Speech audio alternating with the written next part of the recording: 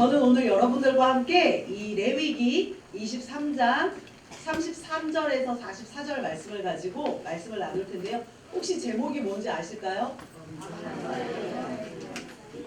감사의 이야기입니다. 네, 감사의 이야기입니다. 맞습니다. 여러분, 요즘에 여러분 어떻게 지내고 계십니까? 잘 지내고 계시죠? 네. 2주 동안 또 승리하셨고 오늘도 나오셔서 넘치는 은혜로 해같이 빛나는 여러분들을 보니 참 좋습니다. 감사하고 이렇게 나눔의 기쁨을 나누는 요즘인데요. 여러분 추수감사절은 원래 언제인지 아십니까? 11월 넷째 목요일로 지정이 되어 있습니다. 그러니까 하나님이 말씀하신 날이 11월 넷째 목요일입니다. 농사의 결실을 감사하는 것이 추수감사라고 합니다. 그리고 구약에서부터 지켜오던 것입니다. 그러니까 우리는 이 추수감사 주일의 유래는 미국에서 시작이 되었지만 추수감사절, 이 절기를 시작으로 하는 것은 우리가 오늘 읽은 본문에 나오는 이야기처럼 구약에서부터 하나님께서 명령하신 날입니다. 그래서 이스라엘의 3대 명절로는 유월절, 오순절, 초막절이 있는데 그 중에서 초막절을 추수감사절이라 이야기합니다. 이때는 우리가 사용하는 달력으로 9월 말과 10월 초에 해당하고요. 유대력으로는 7월 15일부터 한 주를 추수감사절로 지내고 있습니다. 그래서 우리가 읽었던 말씀 중에 37절을 보면 첫날 성회를 열고 감사 예물을 드립니다. 그리고 40절에는 과일과 나뭇가지를 가지고 즐거워하며 안식하는 장면을 이야기합니다. 레위기 우리 23장 40절 함께 보겠습니다. 첫날에는 너희가 아름다운 나무 실과와 종려나무 가지와 무성한 나무 가지와 신의 버들을 취하여 너희 하나님 야훼 앞에서 이래 동안 즐거워할 것이라 라고 얘기합니다. 네, 유대인들은 초막절에 회당에 들어갈 때에 룰라브라고 말하는 것과 그 다음에 에트로그라고 하는 예물을 준비해서 가져갑니다. 여기서 초막을 짓는 재료가 무엇이냐면 종려나무 가지입니다. 그리고 무성한 가지와 버들나무 묶음을 무엇이라고 불렀냐면 룰라브라고 불렀습니다. 그리고 그것을 손에 흔들면서 하나님을 찬양하는 도구로 사용하였습니다. 이 룰라브의 재료를 시장에서 구입할 때 어떻게 했냐면 조금이라도 이 나뭇가지이고요. 그렇죠? 근데 나뭇가지도 꼼꼼하게 살피면서 흠이 없는 것들을 찾았다고 합니다. 어떻게 찾았느냐? 눈으로 식별이 되지 않을 때는요. 돋보기를 가져가서 그 나무에 흠이 있는지를 다 살펴가며 하나님 앞에 예배하는 그것을 만들었다고 합니다. 아마도 우리의 인생 가운데 하나님을 찬양할 때 우리가 날마다 주의 보혈로 덮여서 흠없는 인생으로 하나님을 예배하고 하나님께 드리는 예물들도 아름다운 곳으로 가장 좋은 곳으로 드리는 것을 아마 상징하는 듯합니다.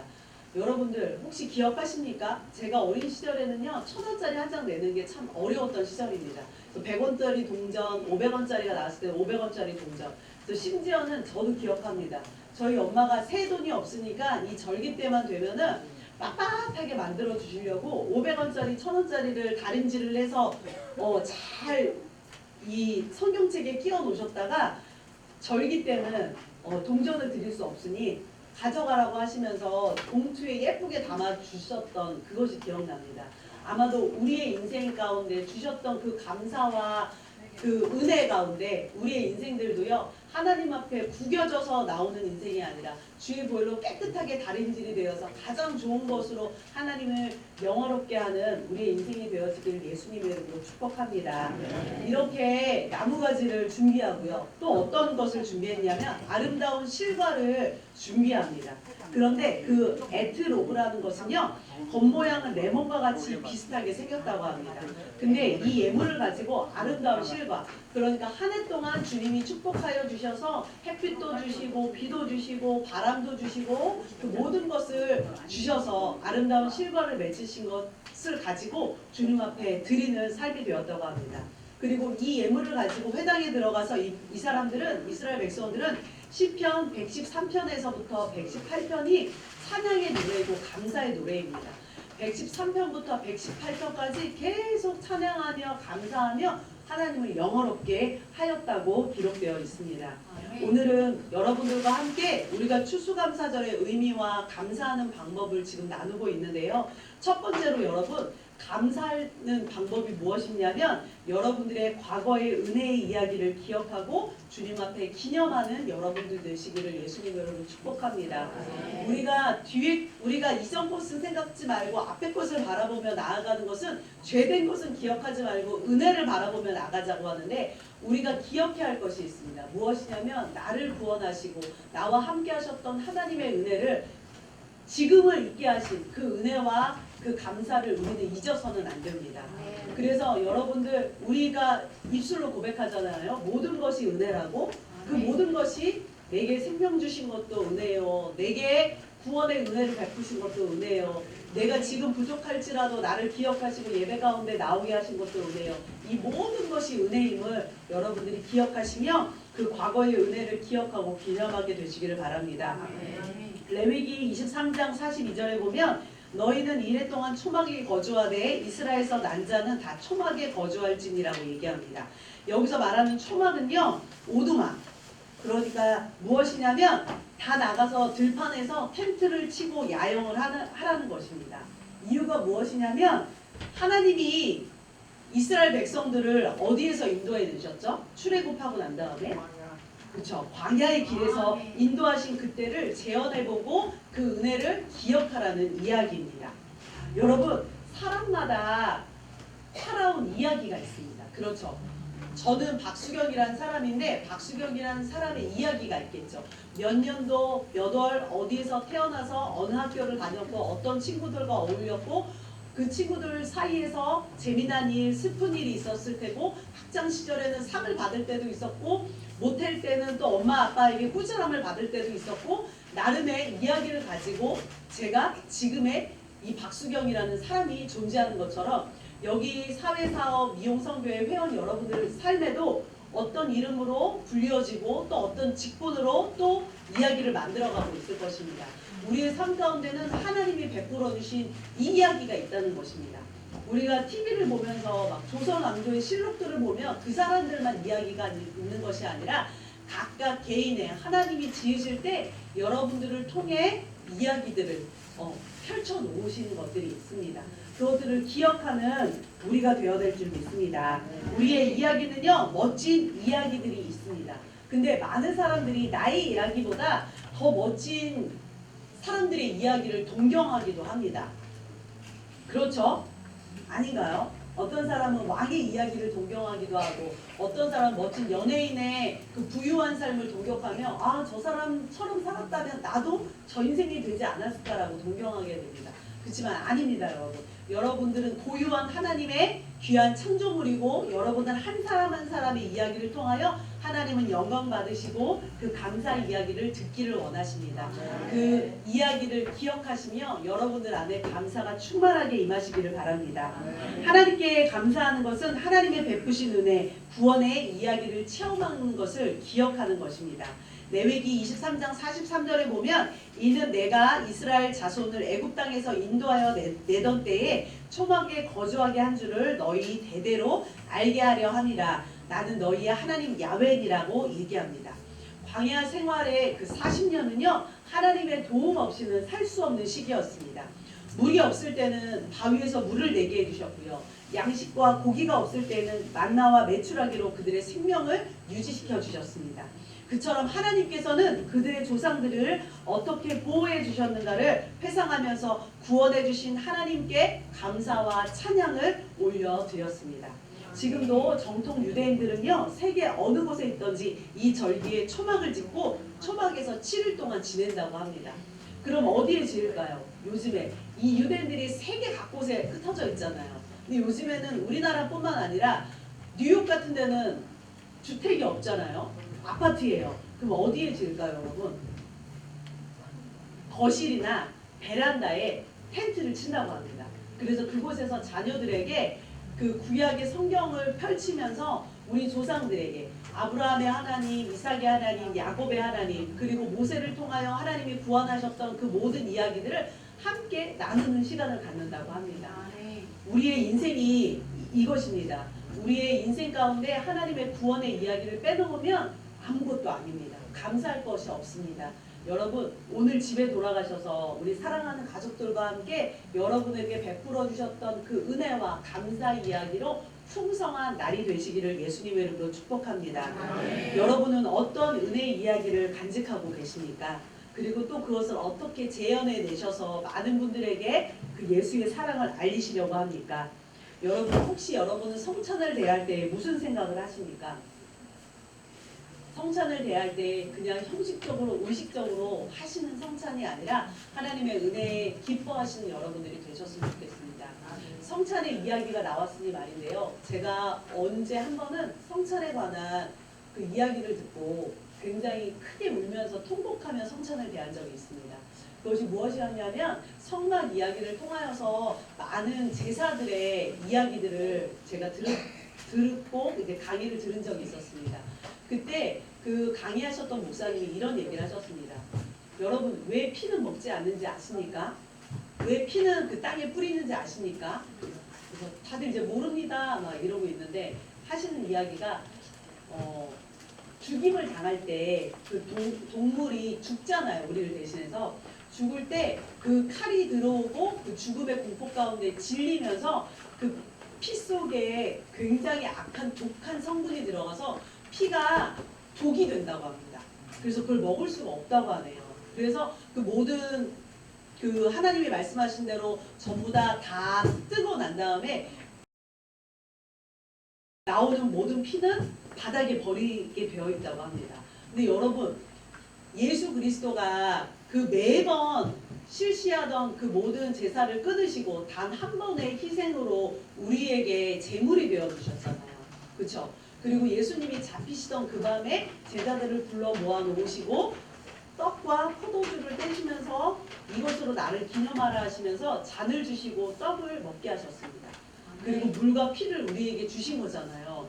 그러면 그 포도주를 우리가 마시는 거잖아요. 예수님의 피를. 예수님은 왜 피를 우리에게 마시라고 하셨을까요? 제물로는 피를 마실 수가 없는 거잖아요. 그렇죠? 그러면서 이 강의하시던 목사님이 이렇게 얘기를 하시더라고요. 예수님은 그 죽음을 감사로 받으셨기 때문에 몸에서 독이 나올 수가 없었다. 우리에게 물과 피, 그 생명을 다 주시고자 가장 좋은 것을 우리에게 허락하여 주셨다.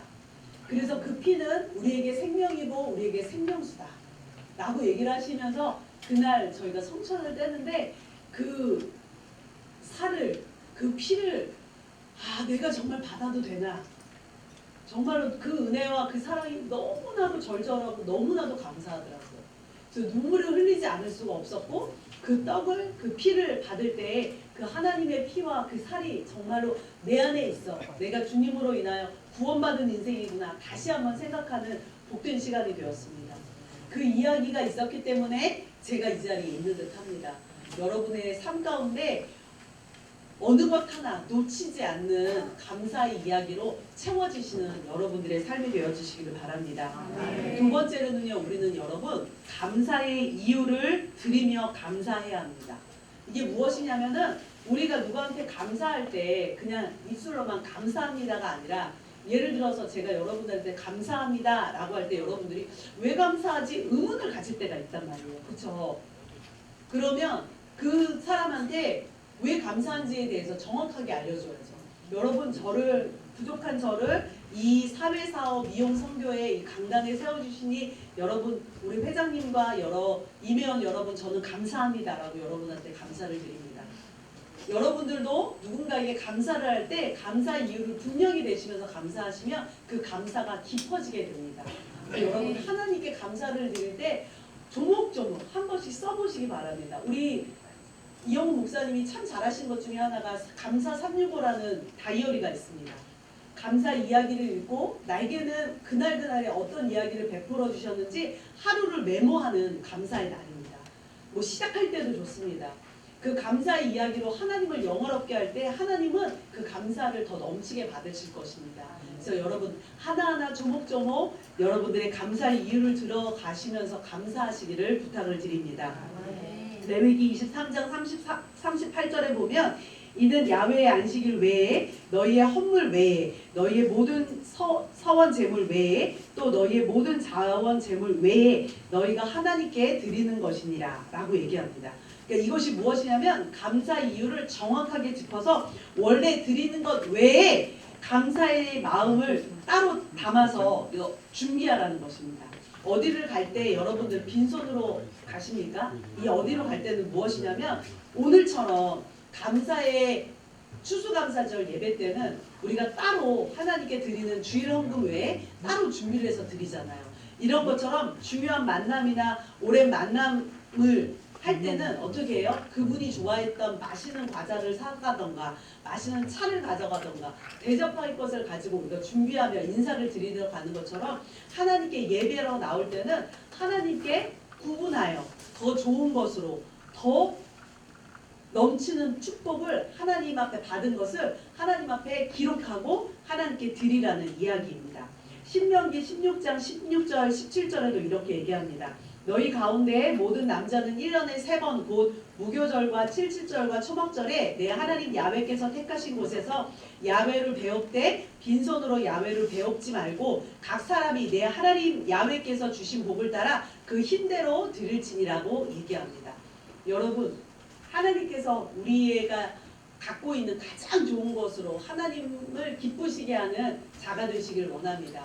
우리 사랑하는 사회사업 미용성교의 삶 가운데 늘 드리던 그 회비가 아니라 하나님께서 주시는 베푸시는 은혜가 있다면 감사헌금을 드려서 이 미용성교회 가운데 이 사회사업 미용성교회 위에 하나님의 넘치는 복이 항상 흘러나아가시게 되시기를 예수님의 이름으로 축복합니다. 특별히 감사의 예물을 드린다는 것은 감사 이유를 명시해야 된다고 말씀드렸습니다. 그리고 난 다음에 여러분 아름다운 나무 실과 종려가지, 무성한가지, 시내버드 이것을 드릴 때 이스라엘 백성들은요 이것을 자라나게 하신 하나님의 그 풍성한 결실을 하나님 앞에 보여드렸습니다. 그러니까 우리 인생 가운데 여러분들 안에 이 한 해 동안 추수감사 주일에 하나님께 드릴 것이 무엇일까 고민하게 되시기를 바랍니다. 하나님이 내게 주신 것이 너무 많아서 하나하나 다 적고 또 적으니 하나님께 드릴 것이 너무 많아서 정말로 그 과부가 드렸던 두랩돈처럼 정말 넘치는 감사로 넘치는 은혜로 여러분들의 전부를 하나님께 드리시기를 예수님의 이름으로 부탁드립니다. 작년에 내가 3만 원 드렸으니 올해도 똑같이 3만 원을 드리는 인생이 아니라요. 작년에 내가 3천 원을 드렸지만 올해는 하나님께서 베풀어 주신 은혜가 많아서 주님 앞에 그 이상 그 갑절로 물질의 축복이 아니라 내게 건강 주심의 축복으로 내 자녀를 잘 되게 하심을 축복으로 아니 사실은 작년보다 올해는 더 망한 사업이지만 하나님이 나와 함께 하셨던 그 은혜 하나만으로도 내게 지금 가진 물질이 없다 하더라도 내가 기쁨으로 하나님께 드릴 수 있는 그 마음의 자세를 주님이 보신다는 이야기입니다. 여러분들의 삶 가운데 그렇게 감사 이유를 적어 하나님 앞에 아름다운 예물을 드리시고 여러분들의 인생을 드리게 되시는 우리 귀한 사회사업 미용성교회 회원 여러분들 되시기를 바랍니다. 저는 개인적으로 참 부족한 사람입니다. 근데 하나님의 말씀을 전할 수 있게 하심을 저는 날마다 감사합니다. 이 자리에 올라오기 전에도 하나님 부족한 자녀 십자가 뒤에 저는 숨겨주시고 하나님의 말씀만을 전하게 해달라고 기도하였습니다. 코로나 때 저희 가족은요 특별한 예배를 드렸습니다. 코로나 때 사실 가족들도 많이 못 모였잖아요. 그쵸? 근데 저희는 감사하게 다 가까운 데 살고 있기 때문에 저희가 3대가 모여서 14명이 모입니다. 그래서 3대가 모여서 무엇을 하느냐면 매 주일 저녁에 감사 나눔을 했습니다. 코로나 때 감사할 수 없을 때 감사 나눔을 하면 이 미취학 아이들이 있었고요. 조카 중에. 그 다음에 막 이제 학교에 입학했는데 학교에 못 가가지고 온라인으로 예배드려야 되는 아이들도 있었습니다. 그리고 중학생도 있었고 네 그랬습니다. 그리고 이제 저희 엄마 아빠 그리고 이제 제부 뭐 동생들 이렇게 다 함께 모여서 감사를 나누면 그래도 어른들은 뭐 하나님이 이렇게 하셔서 감사합니다 이러는데 아이들은 어떻게 하냐면 감사를 저희가 토요일까지 한 주 동안에 있었던 감사 이야기를 카톡방에 올리는 거야. 가족 카톡방에. 그러면 아이들은 뭐 핸드폰이 없으니까 엄마 아빠가 대신해서 이름을 해서 올려줍니다. 그러면은 감사할 것 3가지, 그리고 반성할 것 3가지, 그리고 기대할 것, 기도 제목을 이제 적어서 7가지를 적어서 올리는 거죠. 그러면 애들은 이제 잘못한 거, 이제 반성할 것은 엄마 아빠 말씀을 잘 듣는다. 성경 말씀을 밀리지 않고 잘 쓴다. 그리고 학교 숙제를 잘한다. 이런 것들이 대부분 올라오고, 감사거리가 뭐가 올라오냐면, 뭘 먹고 싶었는데 엄마 아빠가 이 맛있는 걸 사주셨다. 뭐 놀고 싶었는데 오늘은 밖에 나갈 수 있게 돼서 너무 좋았다. 이번 주는 교회 갈 수 있는 당번이다. 이렇게 막 올리는 거예요. 그럼 제가 볼 적에는 맨날 뭐 먹을 거 맛있는 거 이게 뭐가 감사할까 막 이렇게 생각을 했어요. 그러니까 제 눈높이에서 본 거죠. 그래서 제가 어느 날 기도를 하는데 하나님 우리 조카들이 조금 이렇게 깊어진 감사가 있었으면 좋겠어요. 조금 성숙한 감사가 있었으면 좋겠어요. 그런데 하나님이 그러시더라고요. 걔들한테 그게 내게 말하는 가장 큰 감사다. 네가 왜 판단하냐. 내가 받았는데. 이런 마음을 주시더라고요.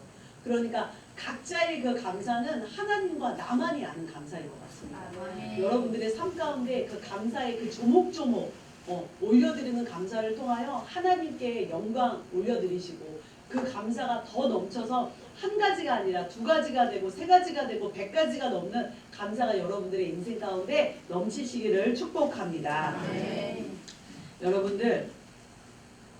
여러분들도 이제 감사가 넘쳐나시잖아요. 인생 가운데. 그쵸? 그러면 마지막으로는 여러분 감사할 수 있는 게 딱 하나 있습니다. 제일 어려운 겁니다. 사실은. 감사는 무엇으로 완성되는가? 무엇으로 완성될 것 같습니까? 여러분? 감사는요. 염려하지 않는 것으로 완성되어집니다. 참 어렵죠? 네. 교만한 자는 여러분 감사하지 않습니다. 우리의 삶은 염려하지 않는 그 연습이 필요합니다.